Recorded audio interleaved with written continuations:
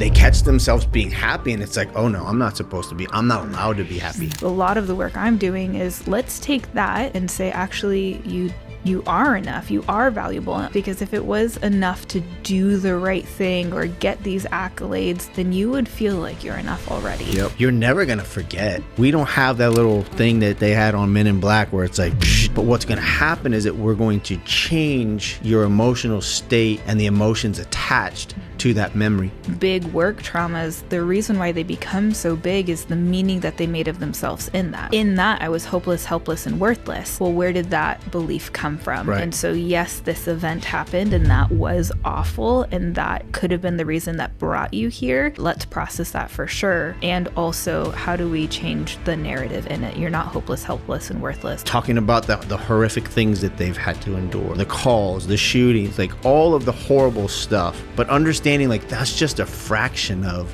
what we're actually going to work on while you're here, right? The bigger piece is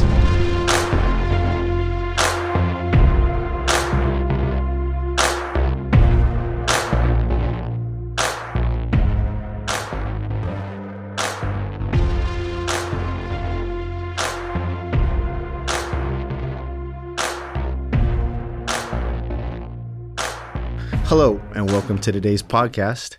I'm your host, Chris Logan, and I'm also the Director of Clinical Operations here at First Responder Wellness. First Responder Wellness is a mental health and substance abuse facility dedicated to treating first responders and all the stressors that come with being a first responder.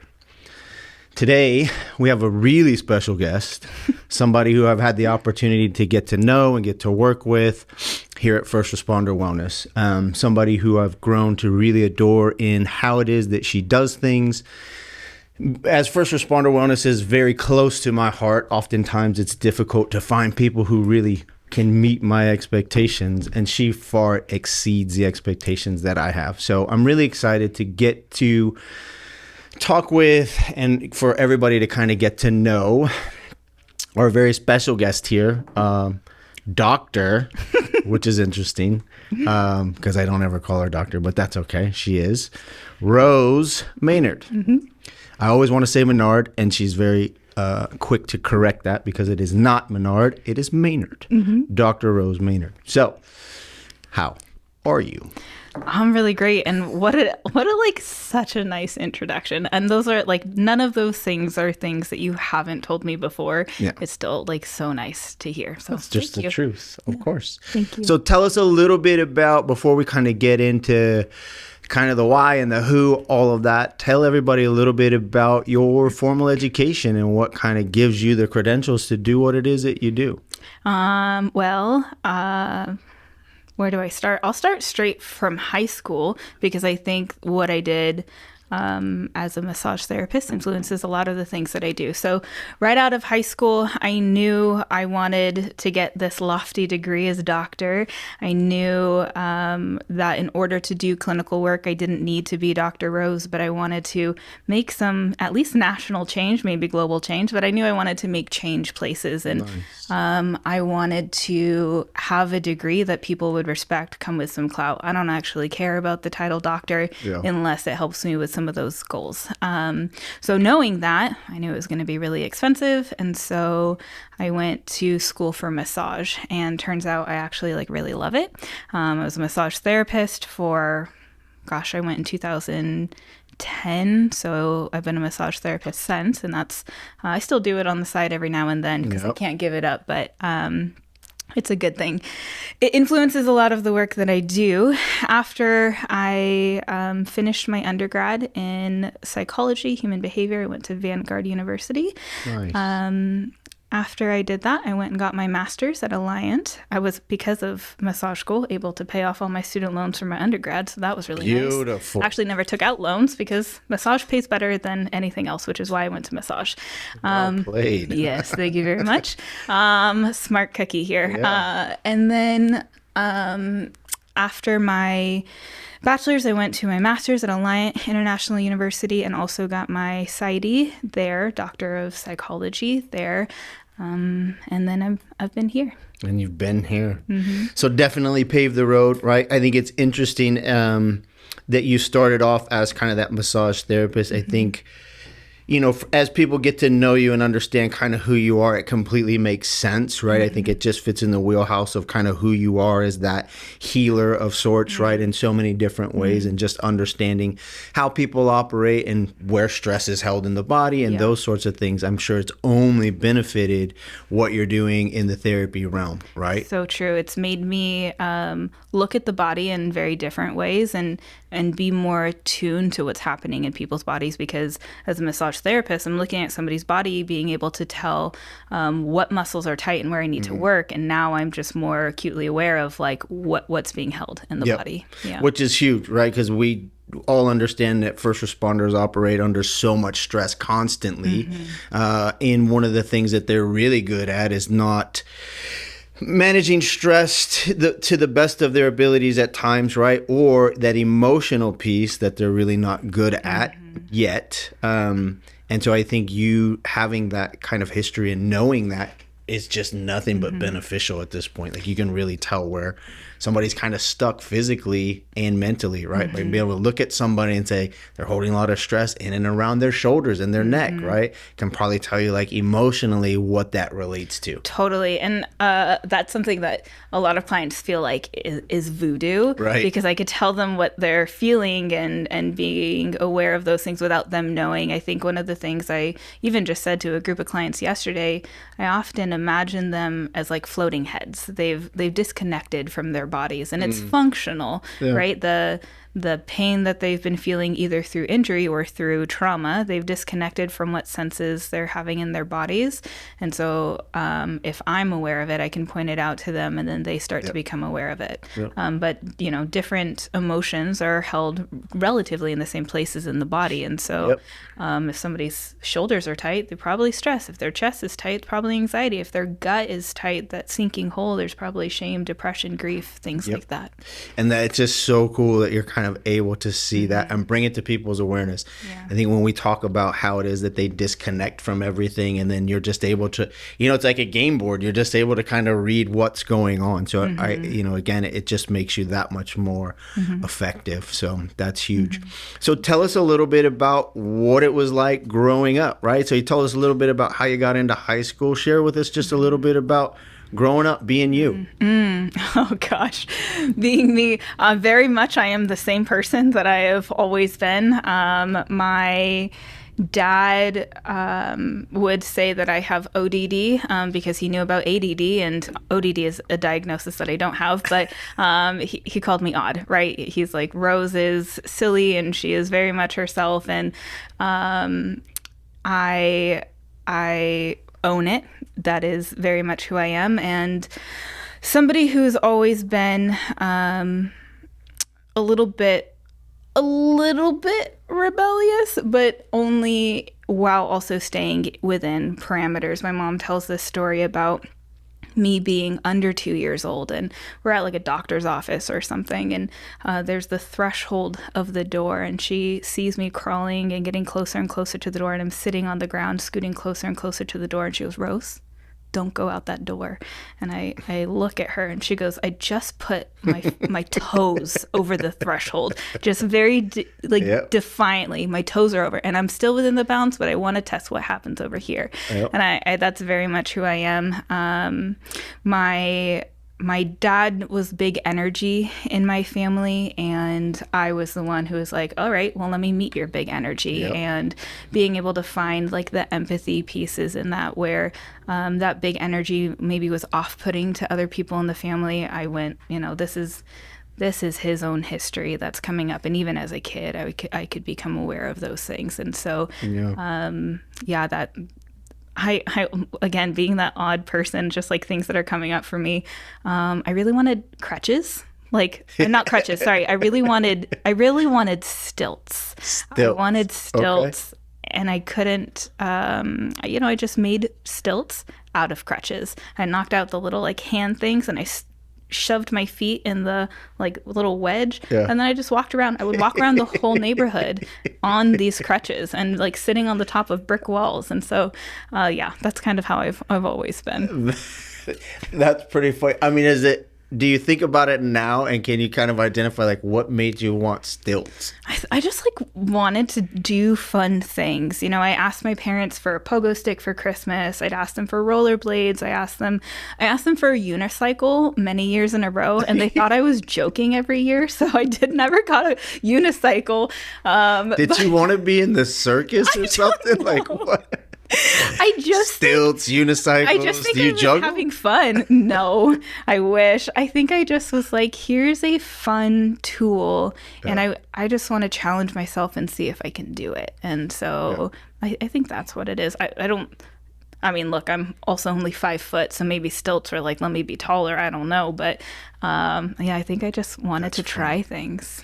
It's interesting to hear that, right? Because that snapshot of kind of like you being little and you know, just wanting to defy just a little bit, wanting to push boundaries, wanting to be fun, wanting to be bigger and kind of louder, matching your dad's energy, and then saying like, that's who I am. 100% that's who you are. That is a big part, in my opinion, I think, of what makes you so effective with this population.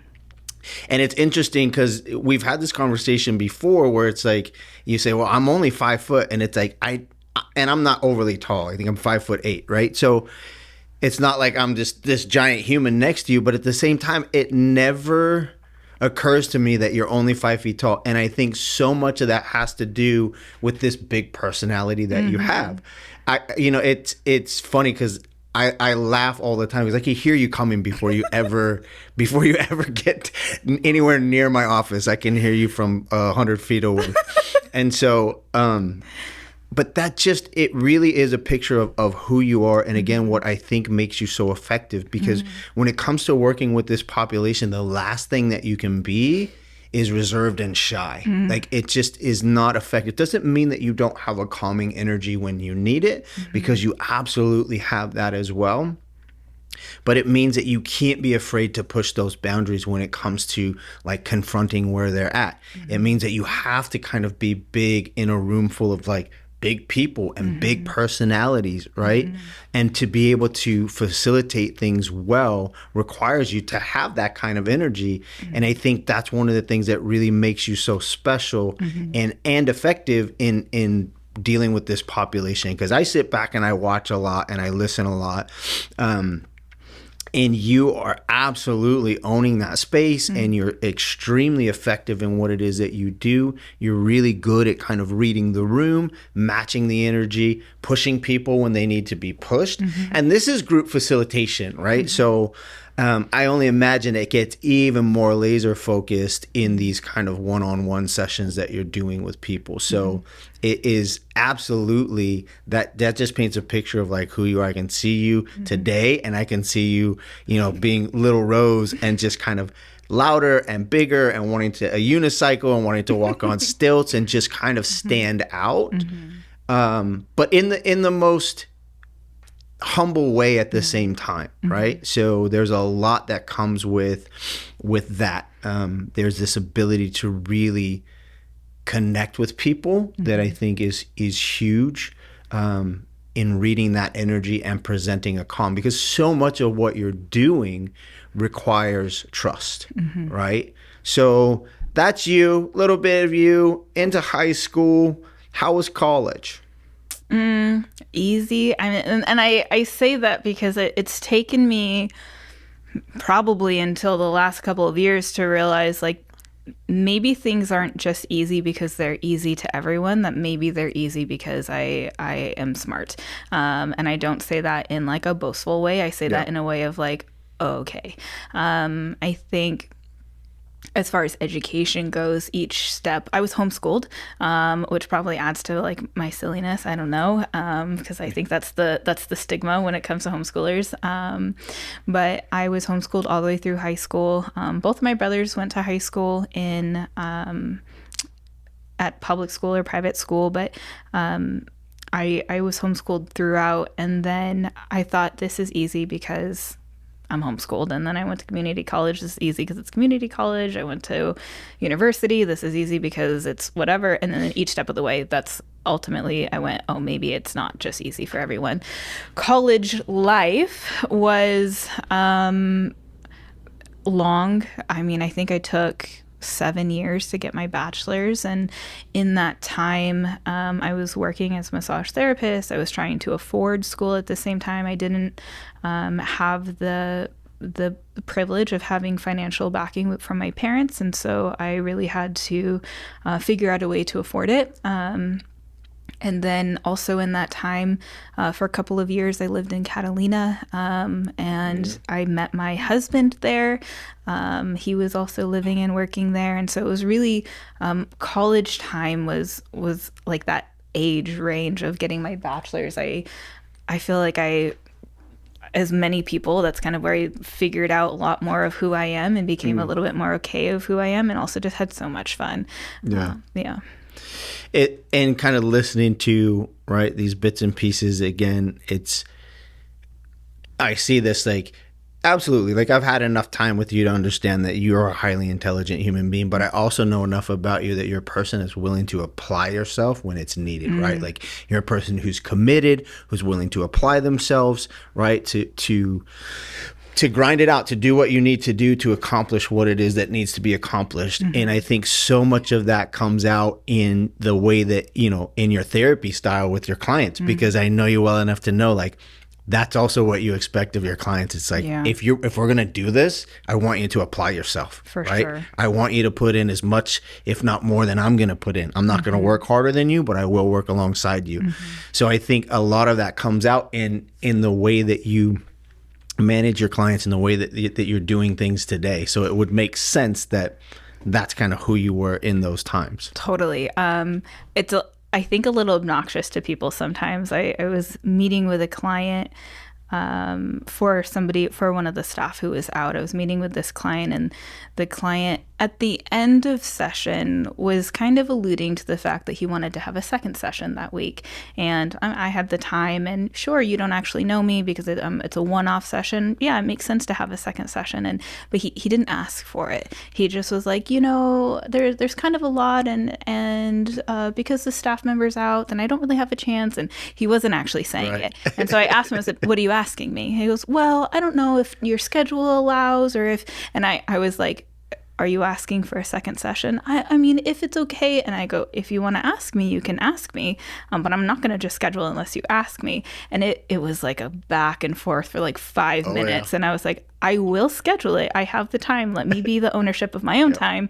And also, if you don't ask me, then I'm not going to give it to you. And so really holding them accountable to that. Yeah.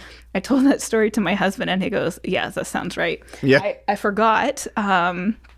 When he asked me to, he DTR'd to find the relationship. We were hanging out in Catalina, and he went through this whole story of, here's my background, and here's my history, and here are all the skeletons in my closet, and all the reasons why you should say no. And he went on for like 45 minutes. And at the end, he goes, I guess what I'm saying is I want you to be my girlfriend.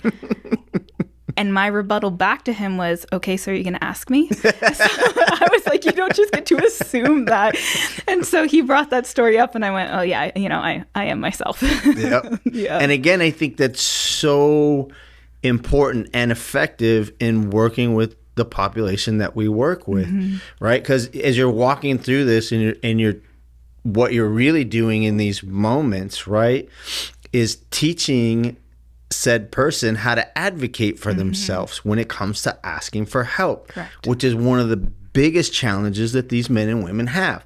They are the first to help, the last to ask for help, even when it's right in front of them, right? Basically, what I'm saying is, dude, ask me and I'll give it to you. Exactly. Well, if you think you have the time, right? And they always want to kind of like backdoor it, or not impose, or feel like a burden in any way. And it's like, just ask for what you need. Absolutely. And it's like teaching them how to advocate for themselves. And certainly when it comes to, getting help for what it is that, that brought them here. Absolutely.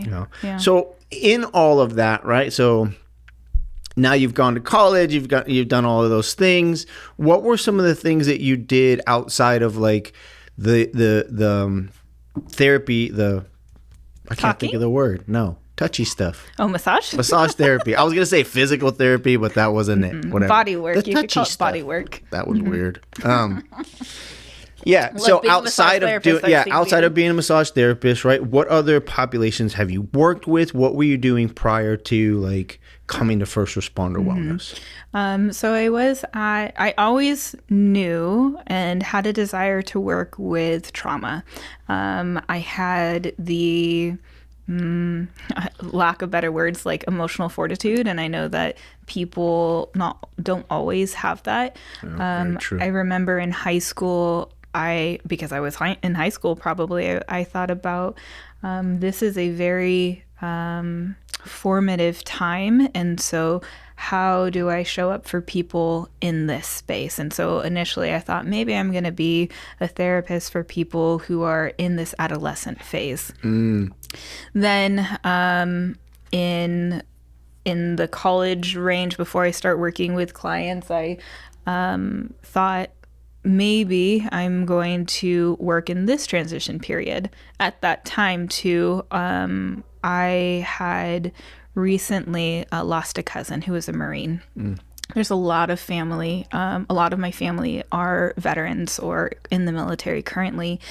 And at that time, my cousin was overseas and he was killed. And I remember watching my family come together and the impact it took on our family, and thinking, this is where I want to be. These are all of the people who are so close to me that I love. And I want to be there not only for the veterans and military members, but also then their families. And that's initially where I went, like, okay, marriage and family, right? That I want to incorporate that systemic piece into it. And so right in my first place I worked at Chapman University, and unfortunately in universities, sexual assault is pretty rampant. And so that was a huge portion of my caseload. I worked with one person, and then one told another, and then they were like, Rose was really helpful for me in this, and so that's how that worked. From Chapman, I went to another population that was a Gen Pop population, but even there, finding compassion and empathy for people who did not have that for themselves and who had done in their minds and probably in the world's mind some really horrific things. Right. And then still finding like this, it makes sense because here's your history. I was that person that they said, Rose, you have a way with people, so go give them this hard news. And that was unfortunately also my role of nobody else wanted to hold boundaries with them. And so Rose, you go put up those boundaries. And that's what I did until I came here. Had a friend who worked here, and for the entire time I worked at that other place, he was like, Rose, you would love this place. You would love this place. You would love this place. And I kept being like, no, I love where I am, until I didn't anymore. And then I came here. Yeah, and I think, and I remember interviewing you and all of that stuff, and that being one of the things that I really appreciated about the work that you had done, right? Working with our veteran population is another thing that I have a huge honor and respect for, not only that community and anyone who serves the country, but people who are willing to work in and through that stuff with them, because not everybody, to your point, is cut out for that. They just can't do it. And it does take a special person to be able to do that. So I think that was one of the things that probably helped you kind of get your bearings and cut your teeth on some of that, heavier trauma work. And then you found yourself here. And so since being here, what are some of the things that you are finding, one, to be that you enjoy, and two, that you feel like are really effective in kind of helping this population? I enjoy so many aspects of it. I enjoy the community of staff that we've built. I enjoy the community of clients and how that spills out from staff to clients. I enjoy I love watching people become themselves. And that's kind of my theory, my thoughts on things are that people start to, that maybe their family or society or whoever the jobs have told them that this is who you're supposed to be. And that's kind of caused that dysfunction in them, or that conflict within them. And so helping them realize, like, this is what brings you joy, and it's okay to be yourself. And so I really enjoy helping to guide people to figure out, like, who are you? And I tell people all the time, like, yeah, I think I'm great, but also, like, I don't want you to be me. Like, I want you to be you. And so let me help you find who you are. I love the freedom to do silly, wacky things. I do a lot of experiential work in my groups, and you walk in and you giggle at us because I'm outside making a group of clients, do some qigong, and they're yelling, and they're doing things that I ask them to, or they're skipping around a room, or doing some of those things. And I love this population for that, because in other populations I worked in, they wouldn't go there with me. Right. There would be one or two, but others would push back so hard, the whole group would be like, well, if they're not going to do it, why do I have to? And that's not something that you get with these clients. They may push back, but they'll do it anyway. And then at the end go, wow, that was so helpful. I actually do see why you made us do that. I like pushing people into that uncomfortable space. There's a little part of me that enjoys watching them squirm, but in all honesty, like, if they can lean into that discomfort, then when they leave here and things become uncomfortable, then they're more able to manage and care for and go, you know what, this discomfort it's only a moment. And I think there's so much of that. It's the enjoyment, because I'm very much the same way. The enjoyment comes from, like, knowing what the results of pushing somebody into that situation, right? Or just asking them to go a little bit further or dig a little bit deeper, knowing that they're uncomfortable, they have anxieties, maybe they're going to break down, maybe they're going to shed some tears, but knowing the result of what's going to come because of that is what I think gives the excitement of, like, yeah, it's not this weird sadistic thing where I want you to be uncomfortable or in pain, but it's like I know what's coming on the other side of it if you can trust me in kind of getting through that. Right. And it's just watching that light come on when they're able to do that. I always find it interesting that when it comes to trauma work and what people think trauma work is and what we're actually doing when they get here, it's always interesting to me, right? Because they show up, and one of the bigger things is, and 100% this is all part of the journey, right? They talking about the horrific things that they've had to endure, the calls, the shootings, like all of the horrible stuff. But understanding, like, that's just a fraction of what we're actually going to work on while you're here, right? The bigger piece is, how do we get you out of that? And how do we get you to start connecting with other people, right? And moving outside of that trauma. And a huge part of that has to do with a lot of the experiential stuff that you're doing, right? Getting these men and women to skip around in a circle, right? It's funny to watch, but I wouldn't say that it's funny. I mean, maybe a little bit. But at the same time, it's just, there's an energy about what's happening when they finally just let go. So much joy. All the BS.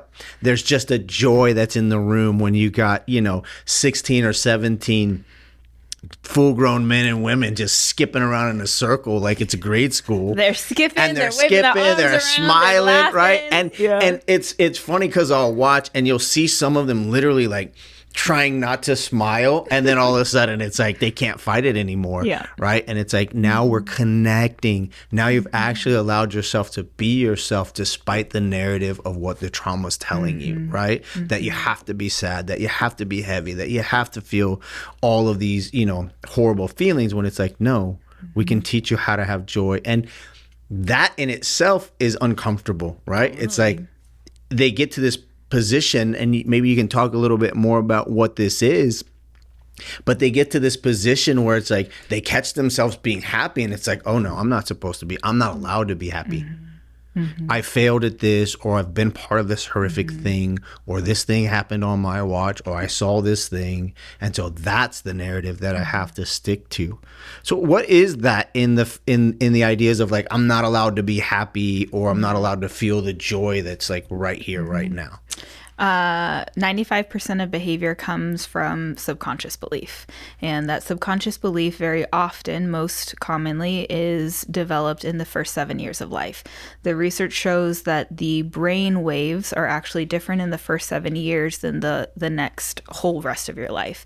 And in those first 7 years, you're recording everything you've learned about the world, about your place in it, about how interactions happen. And so even as little as, hey, mom, look at this drawing I made and it's squiggly lines because I'm 4 and I don't know how to draw anything. And mom goes, yeah, that's nice. I'm making dinner.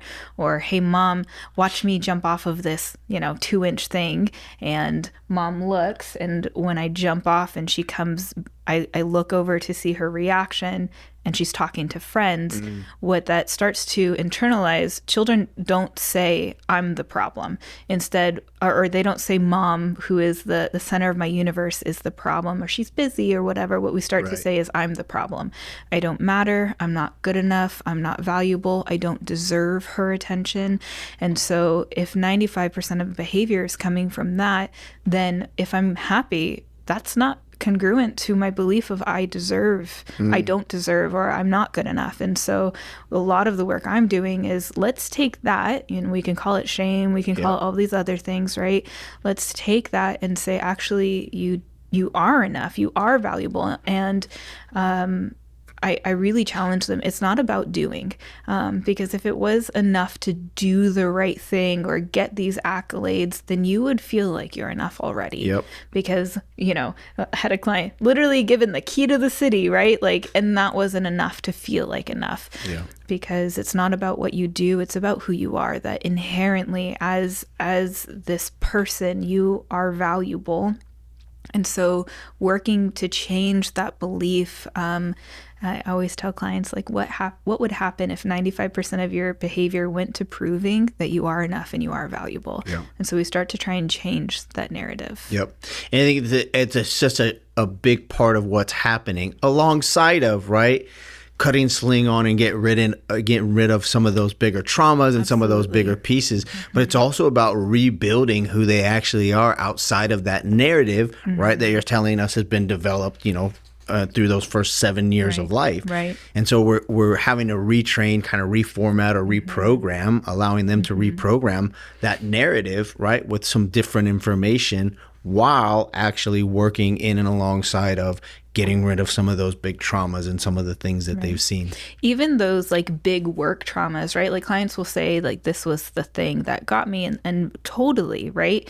But even those big work traumas, the reason why they become so big is the meaning that they made of themselves in that, right? That in that I was hopeless, helpless, and worthless. Yep. Well, where did that belief come from? Right. And so, yes, this event happened and that was awful, and that could have been the reason that brought you here. And let's process that for sure. And also, how do we change the narrative in it? You're not hopeless, helpless, and worthless. You're valuable, and you're enough, even in that circumstance. Yep. And even if that circumstance doesn't turn out right exactly the way that it could have or should have, right? Rather than taking fault in that, we're teaching them that you did everything that you could, which is always difficult for them. So it's very interesting to me that while, yes, we are doing that, there's such another part to this whole thing that most people don't understand, because that's one of the first things they say, what the hell does this have to do? And they usually use really bad words, but I'll save the podcast from that.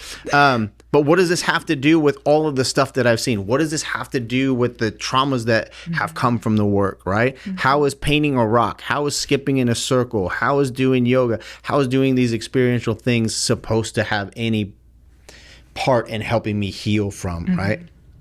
But then when they're willing to actually do it, they start to understand it does actually have a big part to do with what it is that we're doing here. And sometimes, the physical experiential, you're becoming more aware of your body and what's in it. But even some of the things are just designed to force them to slow down, right? Slow down and notice. Because so much of their lives are go, go, go, go that it's easy to ignore what's happening. Yeah, a lot of times I'll tell them as trauma becomes more dominant in the brain, parts of the brain become dormant, right? It takes over so much. So when's the last time you actually did anything creative? You know what I mean? When's the last time you actually slowed down long enough to connect the dots, so to speak, right? And so when we're teaching them how to do that, so much of that is what plays out later on when, you know, when they're back to work or back to life or whatever it is that they're doing. Yeah, constantly a challenge that I'm giving clients is spend 10 minutes a day doing nothing. Don't be on your phone, don't read, don't do anything, just sit there. Look at the world around you. 10 minutes and it, you know, most of them come back like, oh yeah, I didn't do it, because it's hard. Especially in today's world. So that's a really good tool for anybody who happens to be listening, right? Try to find 10 minutes out of your day to really just sit still. Just be, right? Try to pay attention to how it is that you're breathing. Put your phone down, you know, obviously. If you can be somewhere quiet, but just checking in with kind of like how you are and where you're at and what's going on. It's interesting because I try to do that to the best of my abilities. I'm not really good at being consistent with it, but I have been doing this long enough to understand when it's like, hey, dude, you need to probably take a few minutes and just sit still. And I will sit still. And I can hear the buzzing of like just the day. I can just hear everything. It's just this constant buzzing. And I'm like, man, the energy is just so much. But at the end of that 10 minutes, it's like, okay, I'm decompressed just enough to like jump back in and start doing something else. But it is a discipline, that's for sure. Totally. Yeah. So in being able to do that, what at this point do you feel is one of the more effective tools that you have as a therapist to help your clients? There's so many, but I think over and above all the rest of them, what I specifically have is myself. I also am a professor at a local university teaching marriage and family therapists, or baby marriage and family therapists, and one thing that and in supervision with students and unlicensed therapists, I'm constantly telling them, like, again, they're looking at me like, Rose, how do I be a therapist like you? And I'm continuing to push back at them, like, be you. That the most effective tool that you have is you. And so you will do your best therapy as a therapist if you are yourself, not trying to be somebody else. And not even being like, put your hat on as a therapist and here's my therapist hat, I'm going to go be a therapist. Like, go be you. On top of that, there's a million other tools. And I think one of the coolest things that we have here is ART, and accelerated resolution therapy. I just cannot stop talking about. I think that's one of the coolest things that FRW provides. Accelerated resolution therapy, right? ART. Most people have heard of EMDR, right? And I think that's kind of the way that I'll explain it to people, because most people haven't heard of ART. I think it's gaining more traction. But typically when I'm talking to people about that, I'll reference EMDR, right? Because I think they're similar in a lot of ways, and we've had this conversation, right? But if you could explain kind of in a nutshell, maybe let's just go with ART. What is ART? What is accelerated resolution therapy? It actually was developed out of EMDR. There was a student who was going back to her supervision group and saying, I'm doing EMDR in this different way, and I'm finding more rapid results. I think that you should do this. And the person pushed back to her and said, that's not EMDR. If you want to do it, you can do it, but that's not EMDR. You have to do EMDR in this very formulaic way. And so she goes, all right, then I'm going to go make my own thing. So she developed ART out of that. It is a technique, a protocol that uses bilateral stimulation, so eye movement specifically, because the research says that eye movement is more effective than tappers or sound. Buzzers or right. the reconsolidation of information is more effective through eye movement. So they really preach like eye movement only, unless maybe they don't have eyes that they can't move or whatever, right? You can find other ways, but that uses eye movement to help change the narrative, essentially. Yep. It's going in and the story stays the same. It's like tagline is something about like take away the pain but keep the story. So the belief is that the pain is in the images. Clients will come up with flashbacks, and when those come up, that's where the emotional toll is. And so it actually erases the images. The images no longer exist, and it changes the way people think about the story. So now it's a thing that happened. The emotional aspect has been removed from it. And then when they try to recall that story, we've actually replaced the images with something that's more pleasant. And so that actually helps to change that meaning of the story. And just as we were talking about before, the meaning that they made of themselves in that, they've been able to change that.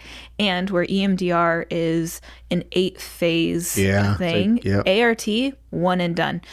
You can tackle it in one session, and with the clients here, because they're like, let's do it. Yes. Most of the time, I'm done within 45 minutes. Yeah, which is huge. I mean, because most of the time we have them for such a short period of time.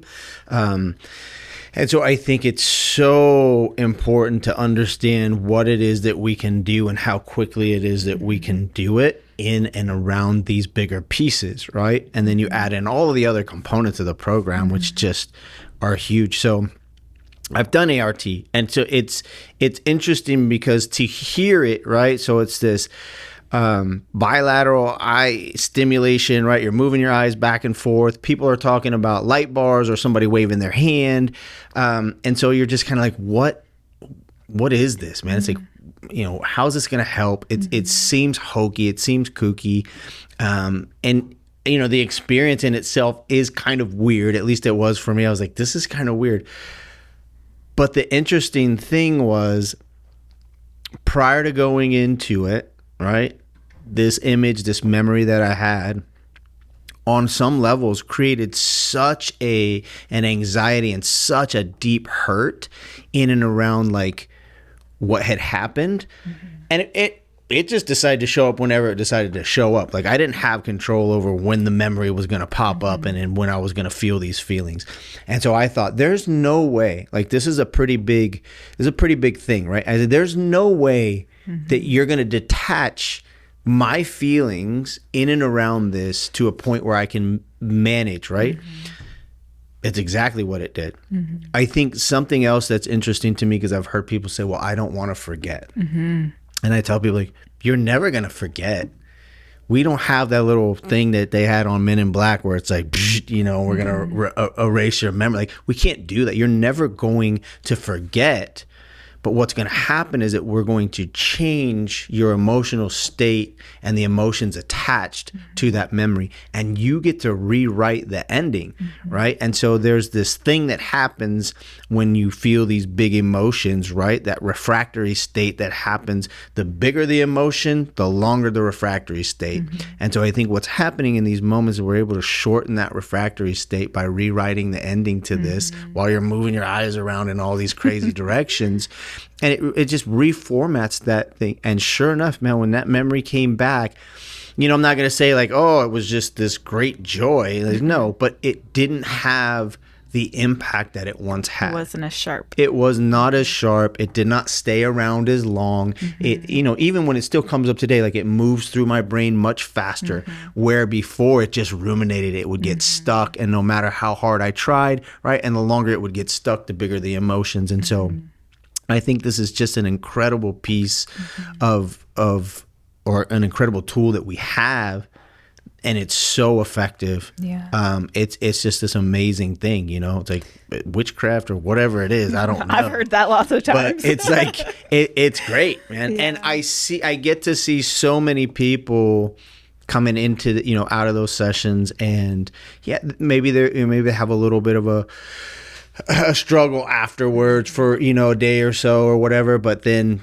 it's interesting because sometimes I don't think they realize what it's actually done until much later. Yeah, I got a couple of stories for you. So, speaking of like not realizing what it's done, it can process things that you're not processing in session. So Interesting. it is teaching the brain on how to process trauma.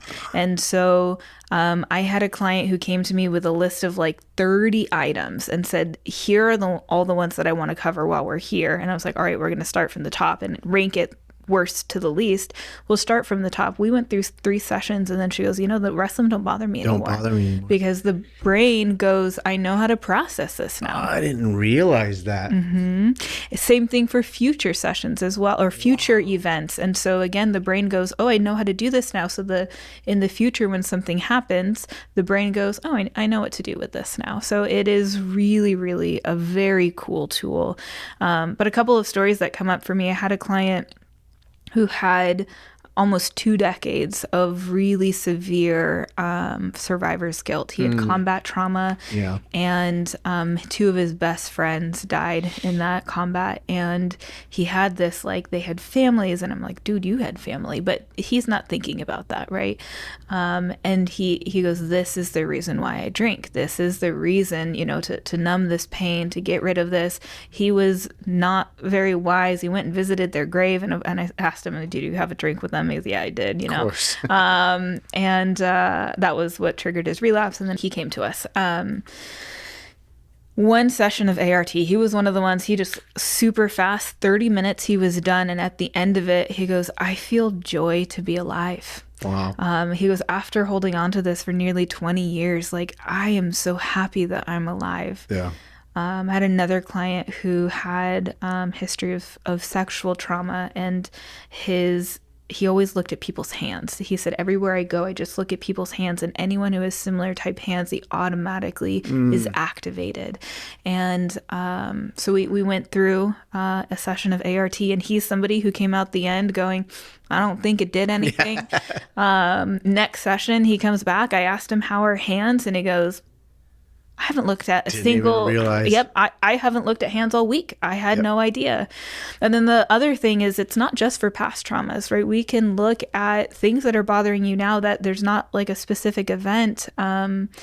A client who I'm terrified to fly. Getting in the airplane is really scary. Airports are really big and there's big crowds. And so he had been planning to travel home for the weekend and had to take the plane. And I go, all right, well, let's prepare you to get on that plane. And so we looked into the future, into his plane.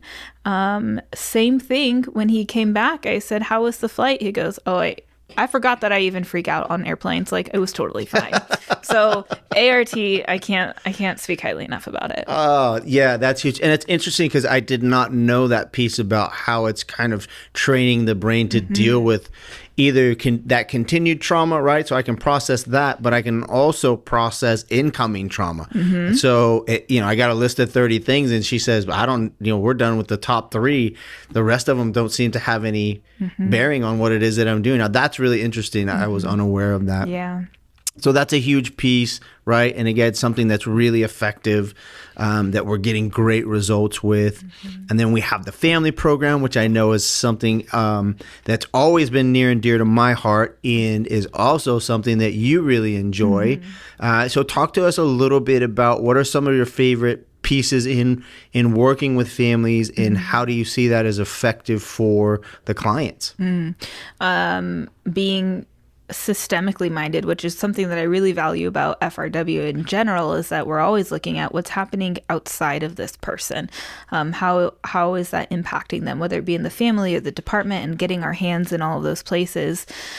And we would not be as effective as we are if we're not engaging with those systems. And so, I can have one family session and it be more impactful than the 10 individual sessions I had before.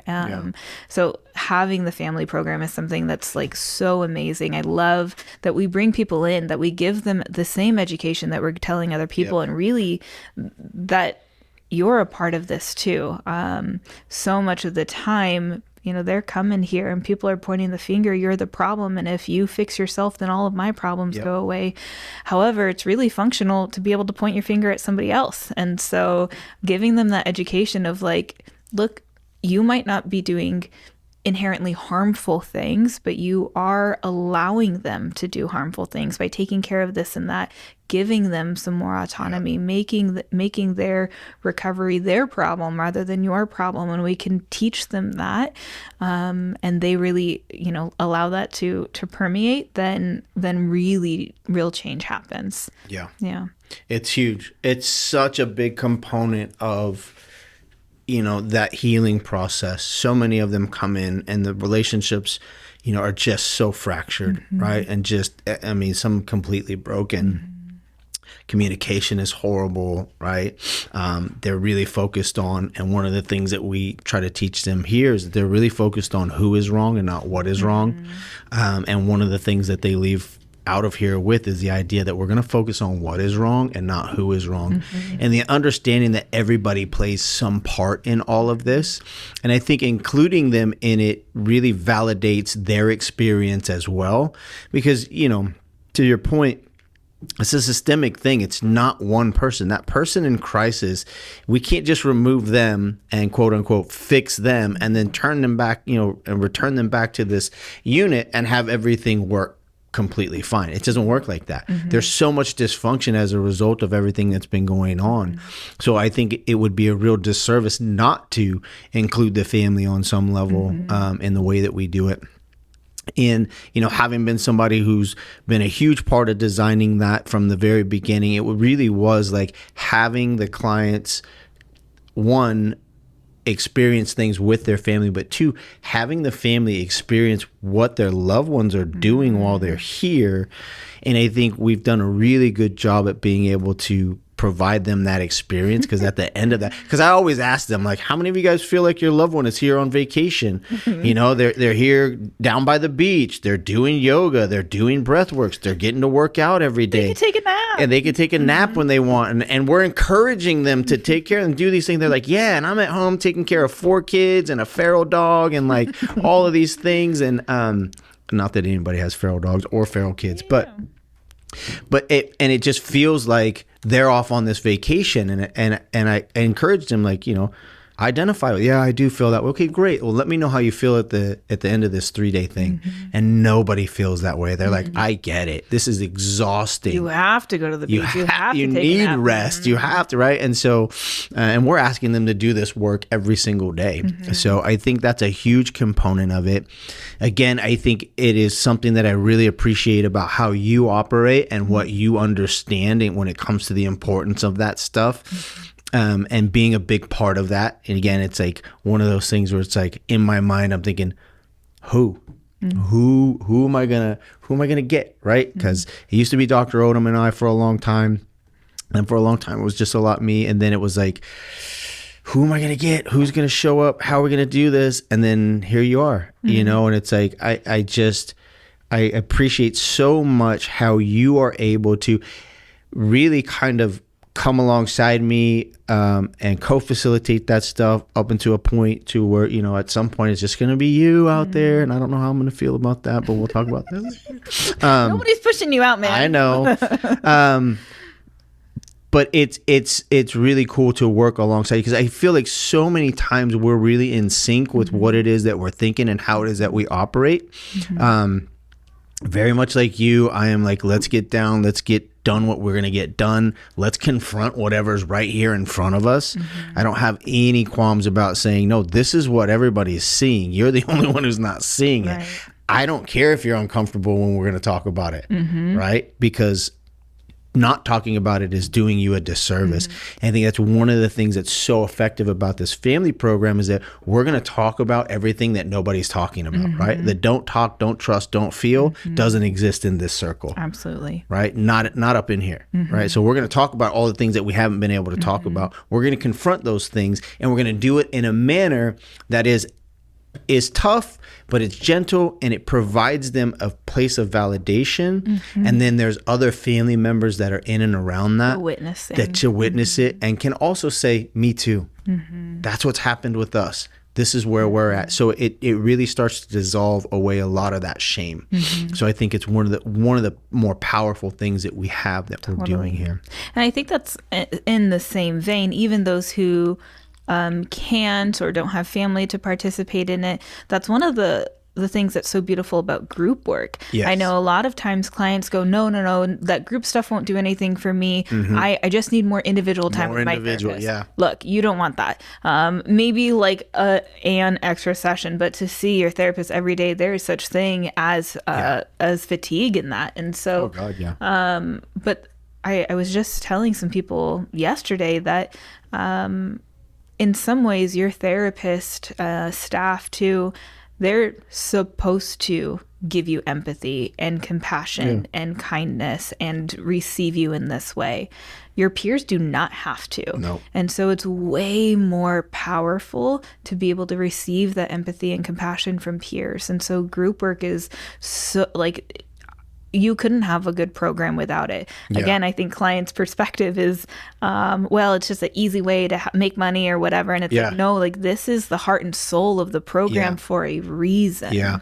And that group work is so effective, and having this done in a social model, it just gets back to the importance of connection and how the lack of connection has gotten you to the position that you're in now, where you feel so isolated, you feel so alone. It's just you and your trauma and just you and your dysfunction, you and your chemical dependency, right? Now we're going to bring everybody together, and we're going to start to put you in a position where you're going to start to connect with one another. And that's where all the power is. It's funny because they will say things like, yeah, it's just individual sessions is what I need, this, that, and the other. But then on the same hand, they're going to say, no offense to you guys, but what's really powerful is all the talks that we have at the houses in and around the fire pit. Like, no offense to me. No, that's exactly what you need. And it's almost like it was by design. It's like almost like we did it on purpose. Like, I don't know. Humans are the most social creatures. We are designed to be in community with one another. In fact, we are one of the only creatures that can be face to face and still feel safe. Most have to go back to back. And to feel safe when there's danger around. So we get to be face to face and be in community. But again, going back to those core beliefs, if I believe that I'm not good enough, valuable, or anything like that, then I'm going to start to isolate and pull that away. My pain isn't good enough for you. I'm too broken to engage. And so they actually do the exact opposite of what's going to help them. And yeah, absolutely encouraging them to engage in community is the most important thing. Yeah. And it's one of the things I think that sets us aside from anywhere else, is that we have a community of only first responders. When they show up, they see their people. And it's always interesting to me to watch them show up, and they're kind of wide-eyed and terrified. Like, what do you guys do? You're talking about your feelings. You're talking about the stuff that we're not supposed to talk about. And you guys are like enjoying it, and there's things that are happening, and it's so cool to kind of watch them kind of fall into that, so in all of this, right? So we're getting to learn a little bit about how you got there, a little bit about how you operate, right? A lot of the things that you're doing while you're here. What for you, right, is important to you outside of work and the work that you do with the clients and the team? You're huge in building teams, and you do a tremendous amount of work with the clinical team and really kind of building all that. But what is important to you outside of work, and how do you keep you going, Well, fortunately, we're right by the Back Bay, and the water is my home. The water is my safe space. My maiden name actually is Mizuhara, and the first part of that, Mizu means water, Hara means field. So you could be like, that's so Japanese, and a rice paddy, or or actually, in some ways, people translate that to mean ocean. And so I that is where my safe space, my calming space is. And so there's an inflatable paddleboard in the back of my car, and so I will take it to the Back Bay at least once a week. I have, as I've talked about already, an incredible husband, and so spending time with him and engaging with him. We've got a dog who requires a lot of work because we just adopted him, and that's so wonderful. So doing training with him, and then I do have like a really great connection of just people. from all different parts of life, and staying connected with them, and finding people that, my job so much is feeding into people. Yep. So finding people who can also feed into me, and then have that mutual, encouraging of one another. Yeah. And such a huge piece, right? Mm-hmm. Being able to continue to do the work on yourself. I think so many of us don't always do that. Having been in this industry for such a long time, I've gone through bouts of like just straight burnout because I wasn't taking care of myself, and you learn along the way. But I think it's just so important. And it's interesting because, I've been doing this for a long time. So it's very easy for me to spot the people who do and who don't take care of themselves. You stand out like a sore thumb, right? And it's funny because people... In my hot pink shirt. Yeah, right? And it's like you can clearly tell who's taking care of themselves and who's not. I think one of the things that I appreciate about you so much, and one of the things that helps balance me out in working with you, is kind of being able to use you as a temperature, right? Gauge of kind of where I'm at, interesting enough. Very little bothers you, right? And I'm a pretty tolerable person too. Like not a lot bothers me. But that being said, I can get pretty salty pretty quickly, right? But I can always watch you and kind of see where you're at. And it's like, all right, I need to calm down a little bit, right? Nothing really seems to bother you much. You got a little sass about you too, which I can appreciate. But that is just, for me, key to telling me how well balanced your life really is. Is that you show up here and you really do show up with this positive energy, with this ability to be able to kind of let things be what they're going to be, which is another thing I really appreciate about who you are, is that you're not one who's going to jump in and you don't let people suffer. Make no mistake about that. But you're also not going to jump in and rescue somebody immediately when they don't need it. You have more confidence in people's abilities than people do most of the time. Totally. And so you being able to do that is it's just so beneficial for the clients to allow them to use the tools that we're teaching them versus having to sit down with them and have a third session for the day or intervention or whatever's going on.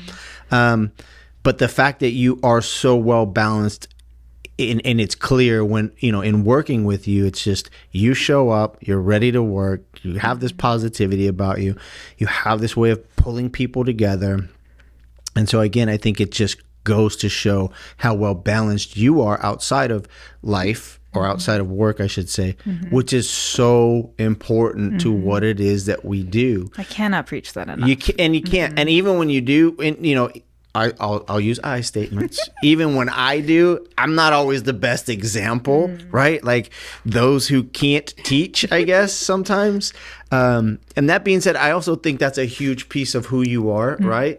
Obviously, being a professor and those sorts of things, you're a teacher at heart. Like it's clear, it's very apparent that is a passion of yours.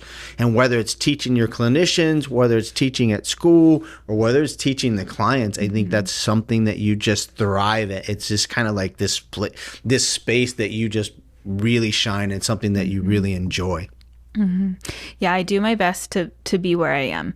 And, as you mentioned, and I mentioned, I love teaching. And so even when I'm exhausted, I get over to class and man, this is the thing that I love. Or I'm exhausted and I'm going to go run a group and man, I'm so happy to be here. And I forget that I'm tired. I want to be where I am and I love those things.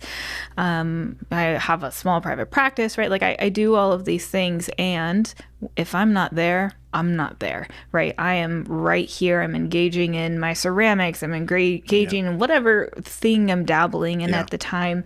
And that's something that I cannot say enough to my team, especially who are dealing with some heaviness from their clients. Sure. And if they're not taking care of themselves, it's very, very clear. Yeah. Yeah. And I think that's one of the things, again, that you do really well with the team is ensuring that, that you're giving them examples of what to do and how to do things. Anything in the future for you? Any more plans to do anything for yourself? Any further education plans? I mean, is there anything? Man, I got a doctorate. I don't know what more I need. More you need? but I guess as like future plans, like personally, my brother just got stationed in Hawaii. I'd love to go visit him. Nice. To see him, but also like go to Hawaii. And also as far as like big lofty goal dreams, I'd love to change the way we separate our military from the from the military. I'd love to help them reintegrate into civilian life better. I'd love to change that process. And so my research has been in that. That's something I'm really passionate about because our statistics are poor. Similarly, with this population, the statistics are poor when they retire. And so how do we help that transition better? That's my ultimate like life dream. If I can change some policies in that, then I've accomplished my life. More specifically and like immediately, I've been trying to find some time to publish some things. Nice. And that just takes time. And do I take time from paddleboarding, or do I take time from being at the ceramic studio for 5 hours on Saturday, or do I take time from dog training, right? And because those things I value so much, it's like, well, I'll get there someday. But slowly chipping away and setting aside time for that is in the more immediate future. That's exciting. If you were to say to anybody, if they were struggling and wanted to get help or needed to get help, what are some of the things that you might say? Tell somebody, right? Don't sit in it alone. And if that person was not receptive of it because of their own parts of them, tell somebody else. But do not do it alone. There's all sorts of resources, right? There's peer support. There's our number. There are local therapists. There's all sorts of support. But I cannot express enough, like, don't do it alone. Don't do it alone. And there it is, ladies and gentlemen. Boys and girls, don't struggle in silence. You don't have to, right? There's plenty of resources out there. We are a huge resource for you. Thank you so much for getting to, for letting everybody get to know who you are. I'm excited for people to see this. Like I said, I've gotten the opportunity to get to know you and work alongside of you, and I appreciate you so much and so much of what you do and who you are. So just keep being you, and let's keep helping people. Sounds good. Thanks for having me. Thank you.